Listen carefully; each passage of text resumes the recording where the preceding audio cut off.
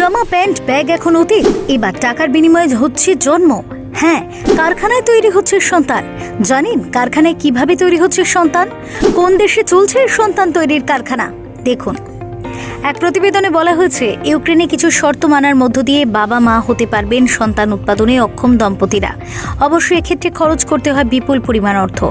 গর্ভ ভাড়া দেওয়ার মাধ্যমে সন্তান জন্মদানকে সম্পূর্ণ বাণিজ্যিক ও শিল্প পর্যায়ে নিয়ে গিয়েছে দেশটি। পরিসংখ্যান বলছে বিদেশি দম্পতিদের জন্য প্রতি বছর 2.5 থেকে 3,000 সন্তানের জন্ম হয় ইউক্রেনে। এক্ষেত্রে তাদের জন্য গন্তব্য হতে পারে ইউক্রেন। পূর্ব ইউরোপের এই দেশটিতে গর্ভ ভাড়া বা সারোগেসি পদ্ধতির মাধ্যমে সন্তান উৎপাদনে অক্ষম দম্পতিরা বাবা মা হতে পারেন।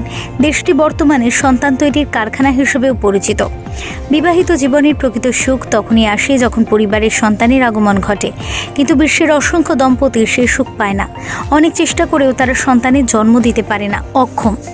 বার্তা সংস্থা এএফপির মতে এই দম্পতিদের 1/3 চীনের বাসিন্দা। মূলত ভারত ও থাইল্যান্ড বিদেশিদের জন্য সন্তান ধারণের বাণিজ্যিক সুবিধা বন্ধ করে দিয়েছে। এই সুযোগে ভাগ্য খুলেছে ইউরোপের দেশটির। সেখানে সারোগেসির মাধ্যমে অন্তঃসত্ত্বা হওয়ার ন্যূনতম খরচ 25,000 ইউরো, অর্থাৎ বাংলাদেশি মুদ্রায় যা 25,16,000 টাকা। এই খরচ বেড়ে 70,000 ইউরো, অর্থাৎ 70,44,861 টাকা পর্যন্ত হয়। অবশ্য ইউক্রেনের রাজধানী কিয়েভের একটি সারোগেসি ক্লিনিক বলছে অর্ধেকের ক্ষেত্রে 39,900 ইউরোর মধ্যে প্রক্রিয়াটি সম্পন্ন হয়ে যায়। ক্লিনিকটির ওয়েবসাইটের তথ্য মতে দম্পতিরা চাইলে পুত্র সন্তান নিতে পারবেন, আবার কন্যা সন্তানও নিতে পারবেন। Bureau report, TV7 Bangla.